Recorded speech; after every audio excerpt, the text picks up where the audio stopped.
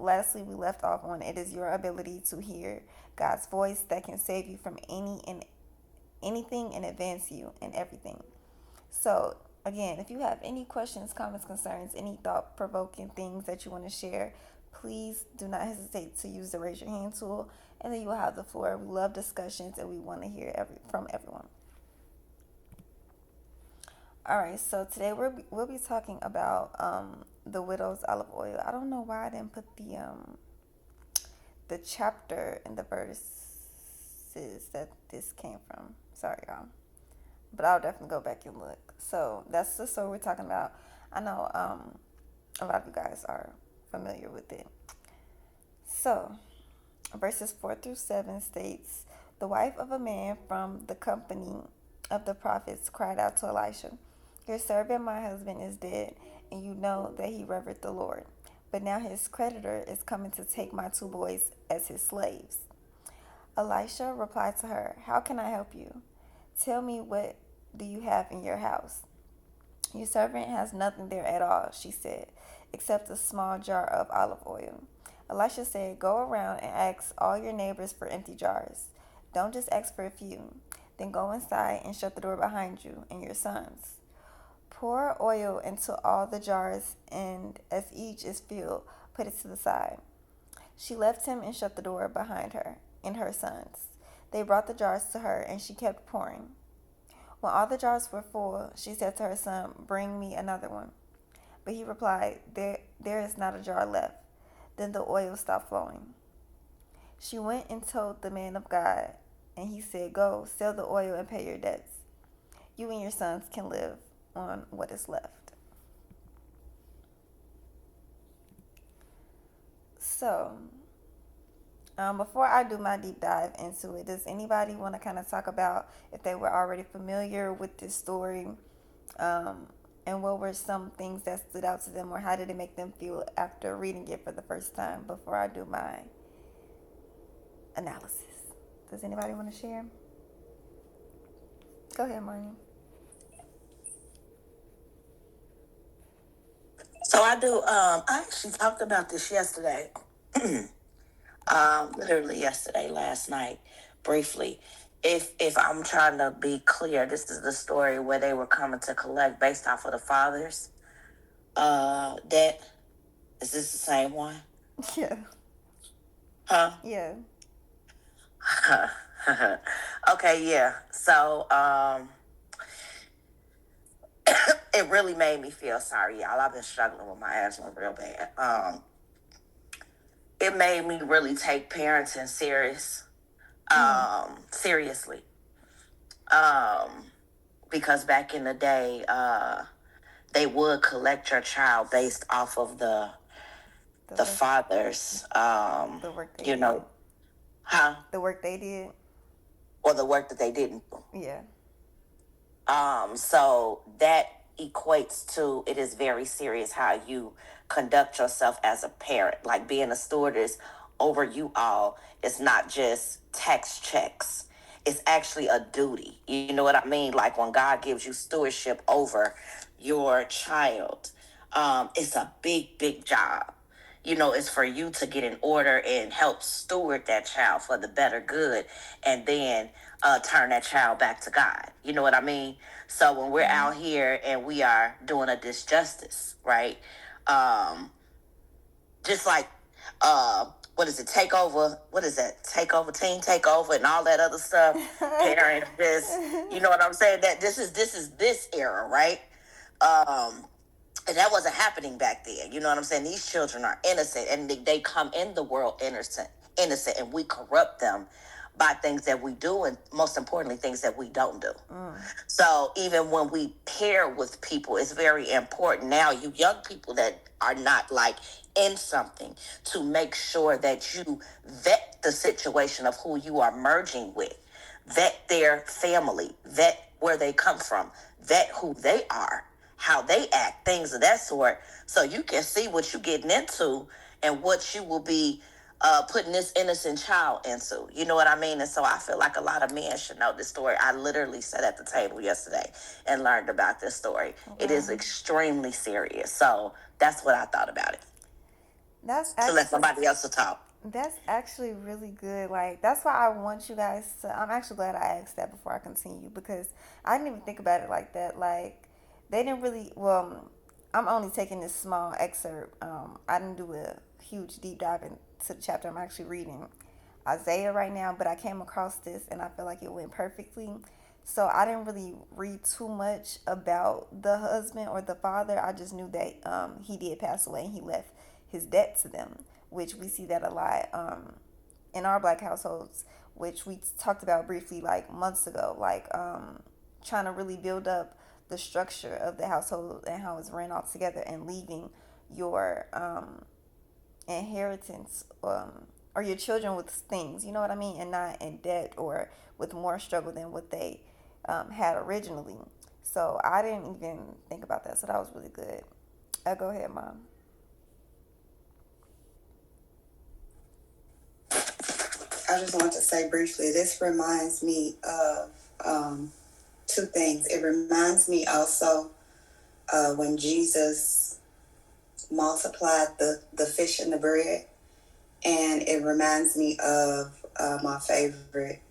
one of my favorite verses, Ephesians 3:20, which lets us know that even no matter how much we have, or even if we feel like we only have a little, God can always take that small amount and multiply it. He can multiply it super exceedingly and super abundantly beyond anything that we can ever imagine it to be. Like he can give us overflow, just more than enough to not only support us, but everybody around us.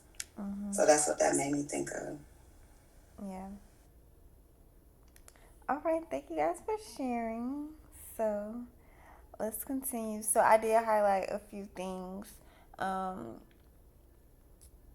that stood out to me. So the first thing Elijah said when she asked him for help was, "How can I help you? Tell me, what do you have in your house?" That was the first thing he said. Tell me, what do you have in your house? So I'm going to just ask y'all, why do y'all think that that's the first thing that came to his mind? Well, what do you have? Why would that be the first? Because he's a prophet. You know, why didn't he just give her some money or, something like that? Like, why would he say, tell me, what do you have in your house?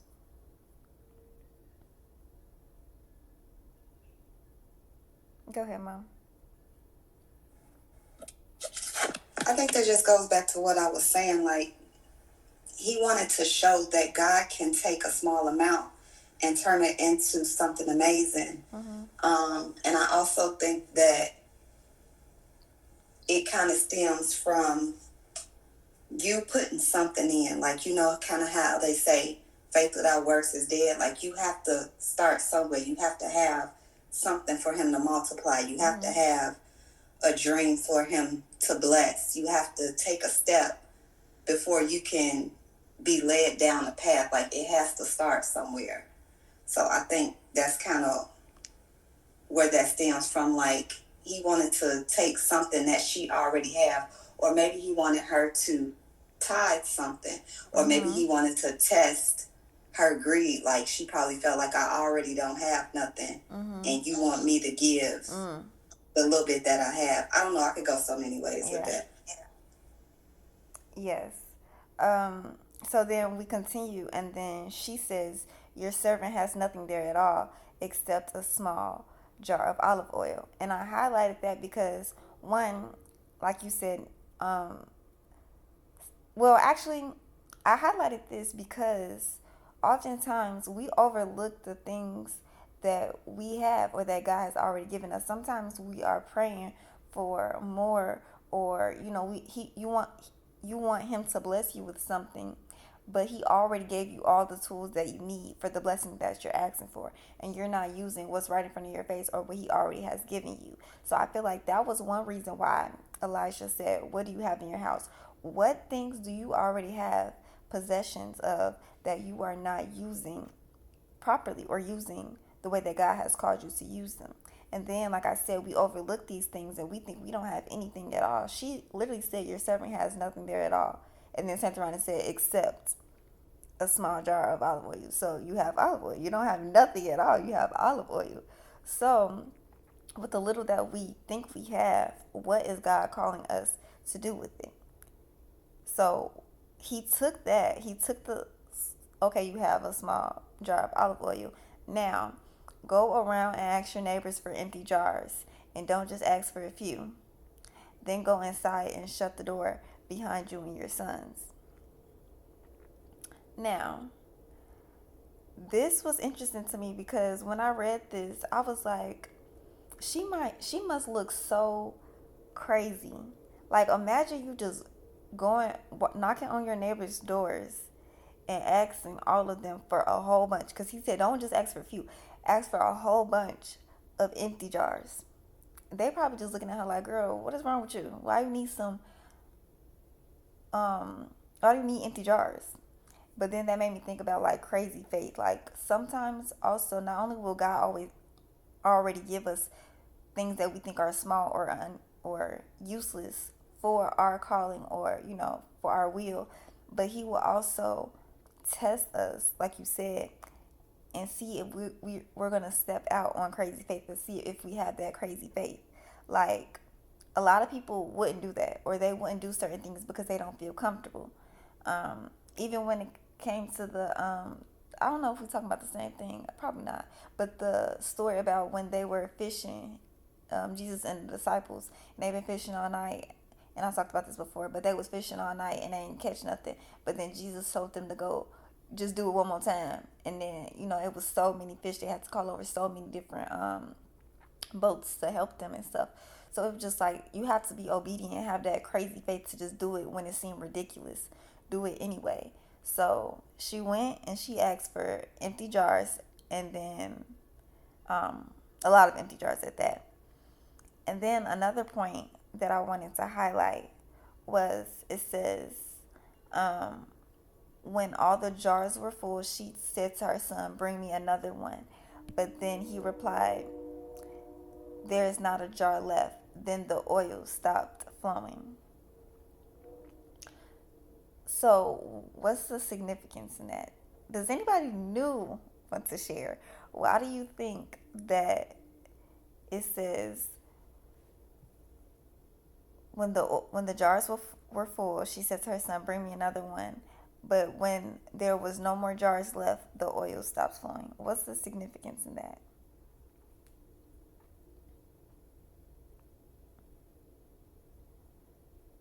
Dang, y'all don't want to talk this morning?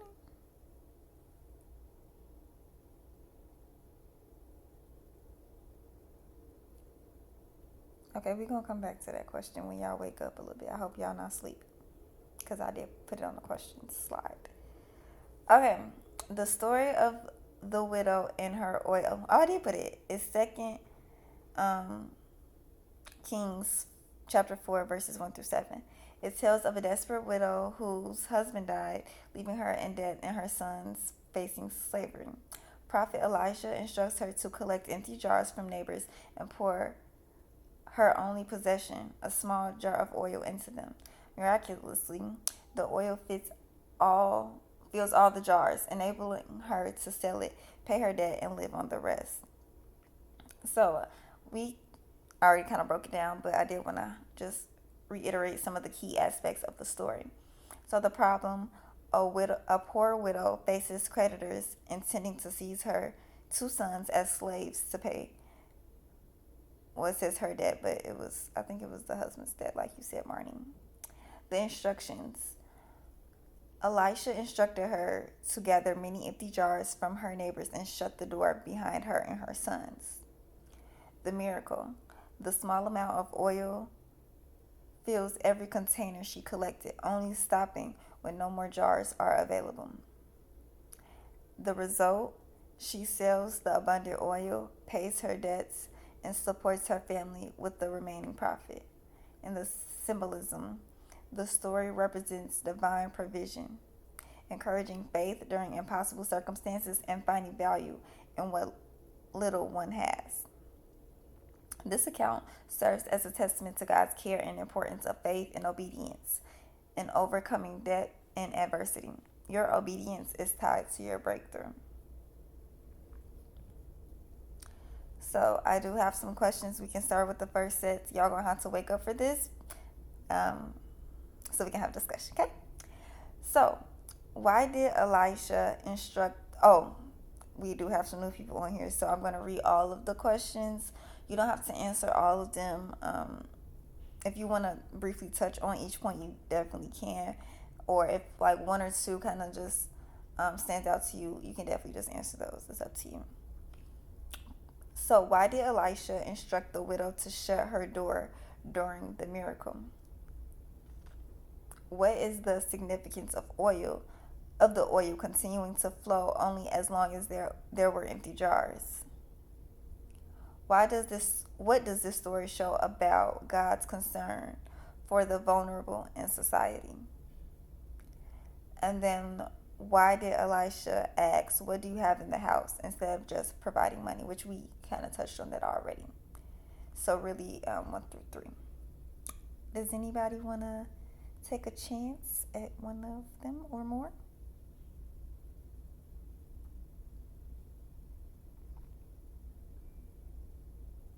Go ahead. It's Omaya. Yes. Good morning. Thank you for joining. Hey, good morning.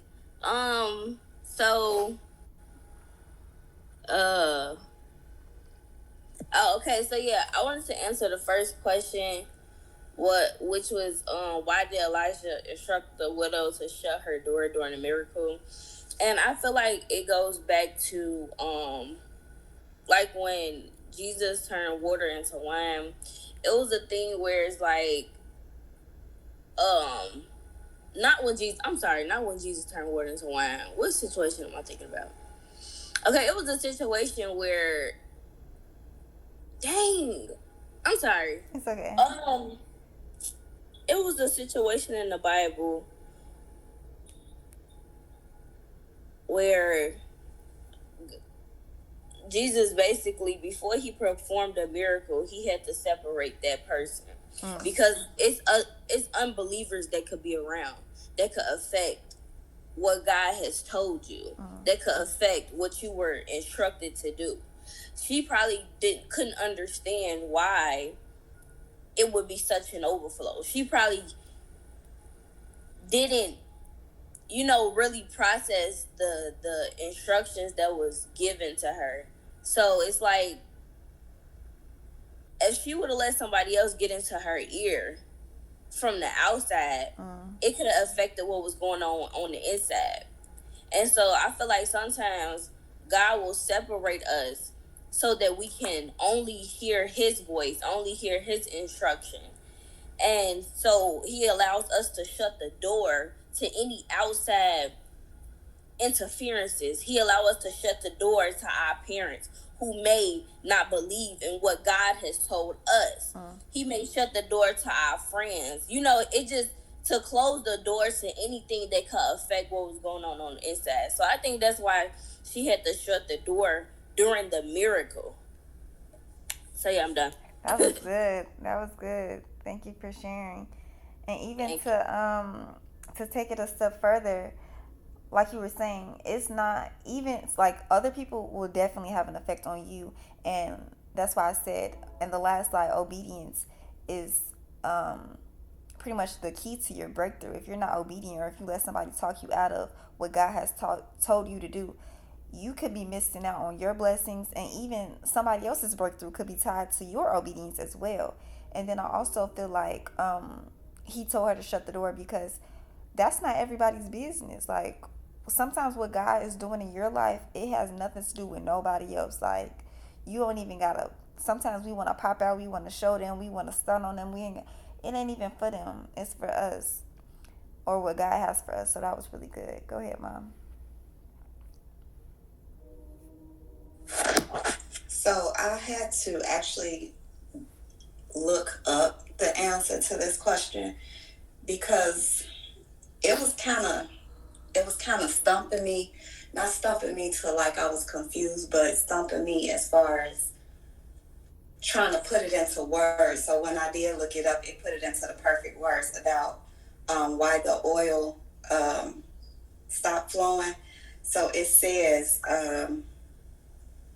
The oil continued to flow only as long as there were empty jars. And that signifies that divine provision is unlimited, but it's limited by our capacity to receive and also our faith to prepare for it. So the jars represent the capacity or human faith. And then when the vessels ran out and the oil stopped, it also indicates that God fills our needs only to the measure we are prepared to receive. Not because his supply runs out, but that's mainly based on us. Oh, that was good. Go ahead, my guy. Hallelujah. Good morning, everybody. Everybody's word was just literally, I was thinking the same thing because when Maya first was talking, I was like, well, why did Elijah instruct her to do that? But then it clicked when Maya started talking, literally, like how Jesus used to even tell people, like, don't tell, well, Jesus told people don't tell nobody for a different reason. But still, like, people don't have the faith yet. Like, people don't get it. And so they'll have nothing good to say. And then, like your mommy said, literally, like, as much as we bring forth, that's how much God will give us. As much faith as we come forth with, that's what God will give us. But he's not going to overflow something that we're not even ready for, or mentally we're not even there for. So yeah. Yeah, that was good because I'm actually glad you shared, told it like that, because when I was thinking of it, I was kind of thinking of it differently. But that also makes sense because even I still found myself asking, like, well, why haven't I gotten this yet? Or like, what's like, I'm praying for this, like, why hasn't this come yet? And like you guys are saying, maybe like I'm not ready for it. God is still purifying me. He's still molding me. He's still teaching me so that when it does come, I can be ready, or I can be the person He has called me to be, to obtain the blessings or that type of responsibility. Um, but with the jars, with that whole thing, I was kind of thinking of it as like, well, I guess that's kind of the same thing that you guys were saying. Like, God will give us enough. Like, He'll give us everything we need. So when the jars stopped flowing, that's because that was all that would be needed for her to pay off her debt and still live off of. So He gives us the things that we need. Um, Go ahead, Makai, and then Marnie. Oh, and then Omaya, I don't know if you still wanted to speak. Oh, okay, go ahead, Marnie, then Omaya. I think I agree with everything that everybody has said. And I also feel like what you said, Ken, like God gives you when it's stopped. God doesn't waste anything. It was just enough to do what she needed to do, and be where she needed to be. And I feel like a lot of the times we feel like we need to get some type of resource from, I wish somebody would notice, or I wish I had this connect. And and the whole time is everything you need is literally right around you. Um, we don't have to be this person or be this celebrity to do this, that, and the third. Like, we're all celebrities for God. You know what I'm saying? We're His children. So if we just tap into what's around us, but we panic. We panic when we feel like we're not enough, or we don't have enough, or we give things more power. And we're actually very powerful beings. And so if we tap into the Word of God, um, things will become easier. I think we overcomplicate things because of fear. So that's it. Yes, that last part, we overcomplicate things because of fear. Like, I just want to do like a quick little, I don't know what to even call it, like bring everything together. Like, with all the different stories that we have shared so far, um, pertaining to like the devotionals and like the Bible stories and how it's connecting to the supernatural intellect.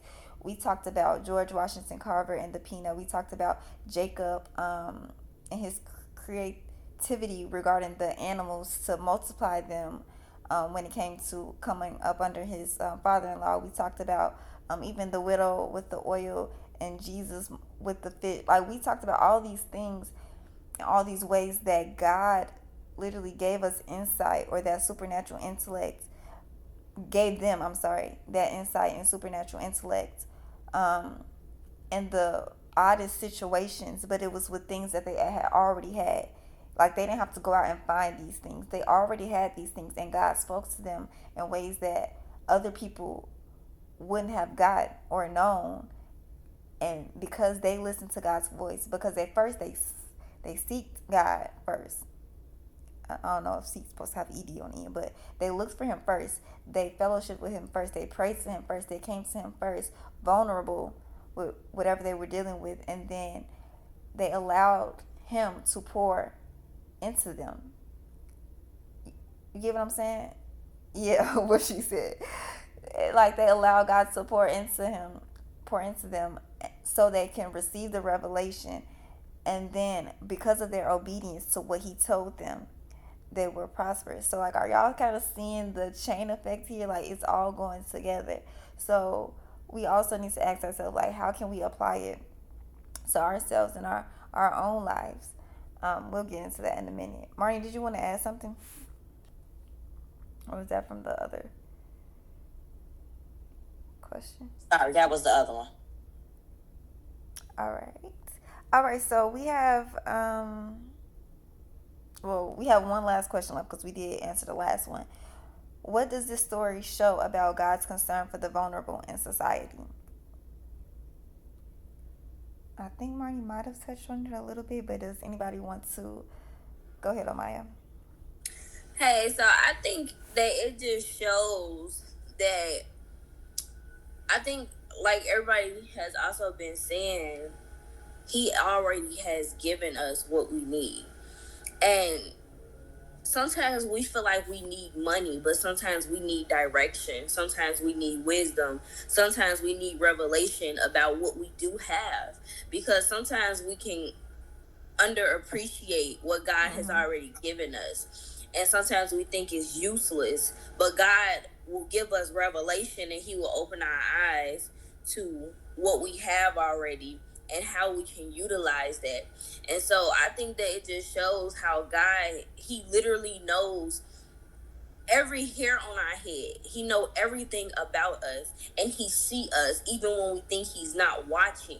He knows us. He sees us, and he been had the oil supply for her. He been had that. She just needed somebody to light the spark and show her, look, you have more than just a little jar of oil, you know. And so I think God brings us those people who say, look, you have more than this. You think that what you have is nothing, but you have more than what you actually think that you have.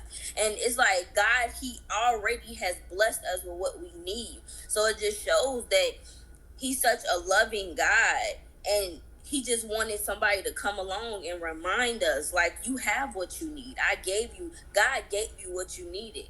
And so I think it just shows His love, and how He just very observant of us, and He knows what we in our lives, what that olive oil will be for us. So yeah. Yeah, I agree. And then I also think that even though God, He lets us go through certain things to kind of figure it out, or to find our way back to Him, but at the end of the day, like you said, He does love us, and I feel like He He's always for us. Like, we see that all the time.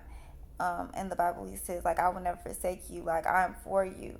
I love you. Like, no matter what we do, we turn our backs to Him. We are disobedient. We do this, that, and the third. But at the end of the day, He gets His glory. And I put this in a telegram as well, I think. But He gets His glory from our redemption. Like, He wants to pretty much, like, broadcast us, or put us on a pedestal, if that makes sense. Like, He wants His light to be shown through us, or the blessings that He has done for us. He wants to pretty much show everybody these things, but we have to be ready for Him. So He definitely wants to pour into us, and He wants to bless us, but it's up to us to first seek Him, come to Him, and then, yeah. Go ahead, Marnie. I think also too, this is like a full circle moment with this story and everything in the Bible. As far as what's around you, it's very important to make sure that the company that you keep is not corrupt as well. Because if you're in a frenzy and your circle is in a frenzy, or have y'all focusing on the wrong thing, it could take very the time frame can throw you off track and take you all down a. But when you can tap in, like, get the oil and things like that, and you guys are working as a team, um it helps the purpose move further. You know what I mean? Like, because you guys are constantly reminding each other of the promise, constantly reminding each other, like, this looks like this, real quick, in a second. This is why I keep real tight with my circle. You know what I'm saying? When you looking at friendships or family ships or things like that, it's more than we throw that F word around very loosely. We got to tighten that thing up because it's purposeful for your lifespan and your journey of what you have attached to you and what has access to you. And so that is another thing within this. There's so many different gems in this passage right here, as far as resources and what's connected to you. And God forbid she had the wrong thing connected to her, then them kids probably would have got taken. You know what I'm saying? Because she would have known what to do, and she would have been looking more of a problem in what she doesn't have, more so than what she does. Yeah, that was good. Martin, you don't play about that company. Every other lesson you be like, watch who you hang around. Baby, Watch who you baby, hang because it's around. life or death. It's life or death. Get them away from you. Life or death. Oh, oh. Go ahead, Kendall. And Amaya, I don't know if that was an old hand or that's a new hand. But go ahead, Kendall. Hey, piggybacking off of what Arnie has said, like, I feel like the emphasis on like who you have around you is very important, and like I feel like also with males specifically is very important, because like if y'all attention is like is not kind of aligned in like the same area, like if you trying to just work on yourself X, Y, Z, and like the people that you're around, they um not really on that type of wavelength. Like they just more so got their attention on stuff that's pleasure in like their flesh and not like their soul. Then like it's just like it's eventually gonna rub off on you, whether you maybe notice it or not. So like it was just having like-minded individuals around you is very important, and just to help uplift you and just make sure that you're on track, stuff like that, and just um yeah. So what she had said, it really did hit home with me, because like I kind of always been like that my whole life, like not really using that friend word too lightly, and yeah. So Yeah, definitely. I agree with everything you just said. Malaya says, also adding to the last question, we said we sometimes overlook the things he has already given us, but it also shows that we have to also be active in our miracle, not just rely solely on him to get you out of something. We have to also help ourselves. Yes, God may provide, but we also have to be obedient to receive his blessings. He is the deliverer, but we are the deciders. Ooh, okay, girl. So if you want something, you need to follow his instructions. Definitely. That's why we say faith without works is dead. Like you can have all the faith in the world, but if you're not moving, you can't expect to get anything. And then also, I think I put this. Oh, maybe that was the lesson that I skipped on accident. But it was saying that it was a question, um, to where, well, let me give y'all background info. So Jesus was going places, and he was. I kind of want to save this for Monday, but I'm gonna just give y'all a little spiel. Jesus was going places. I don't know. I think it was in his hometown, pretty much. He was going places in his hometown, and he was trying to heal people like he does, but he can tell that their faith was rocky. And it says that he was very surprised and he was shocked because the people who didn't even know him, or who he wasn't as close with, because remember, these are people from his hometown, like they grew up with him. They their faith was rocking. He was pretty much like shocked. Like that was the first time he was shocked, and it said that he could not perform the miracles. And I know it was a question of whether he would not or he could not, but it specifically said that he could not perform these miracles to help these people because of their faith. So sometimes it's not God's. Most times it's us. And God cannot. He can only work with our faith. If we don't have faith, we're not giving him anything to work with. So that just stood out to me. Like sometimes we have to start moving and acting on our faith.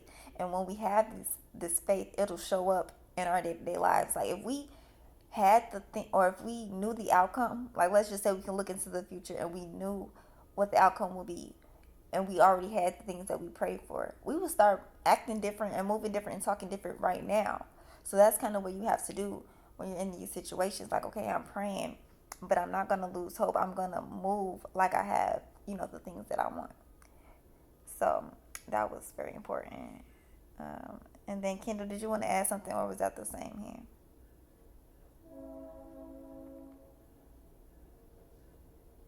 I think that was the O hand. All right. So let's apply it to yourself. You don't have. I mean, if you want to share, I'm all for that. Y'all know I'm all for that. But if not, just maybe like screenshot it, write it down or something, and kind of think of how you can apply this to yourself. So, what are the jars of oil or the small resources in your life that God might use to provide for you that you think is that you're overlooking? And what impossible financial situation has this story encouraged you to trust God with? So, I don't know if anybody feels comfortable sharing, but you guys can definitely go ahead, Amaya. So, recently, well, so God had promised me an ordained spouse. God promised me marriage, and so I do look forward to being a wife and becoming a wife. And well, I feel like I'm already is a wife, but hallelujah. But I say that to say that recently He gave me revelation about one of my new friendships, and one of my new friendships, it's been like about a year now since we've been friends, and she's actually on this call. But God had gave me revelation, and He just showed me that what I'm praying for is like, am I even ready for it? Because when I had this new friendship, it's like the love that she gives me is sometimes overbearing, and it makes me just like step back a little bit.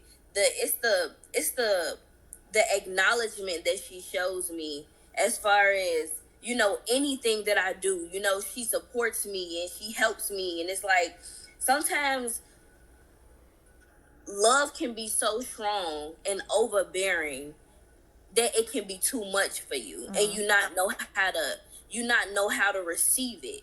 And so God is just showing me like I have to learn how to receive love that I never had before. And so I feel like the jars of oil, yeah, like I feel like the jars of oil in my life has just been my friends, and how they show me a glimpse of what marriage will look like in my life. Just a small glimpse of what God has set in my path. And so it's the simple fact that sometimes I can't even handle my friends' love for me. Sometimes I can't handle it. Sometimes I don't know how to receive their love. And so it's like, how could I, in this moment, how could I even receive even more love than that? And it's like, I know God is preparing me for that, but it takes baby steps. And so I know that in this season, He's just allowing me to love on my friends and learn how to receive love more abundantly, because that's what He has promised. And so I think it's just Him just allowing me to just sit in the love that I have. And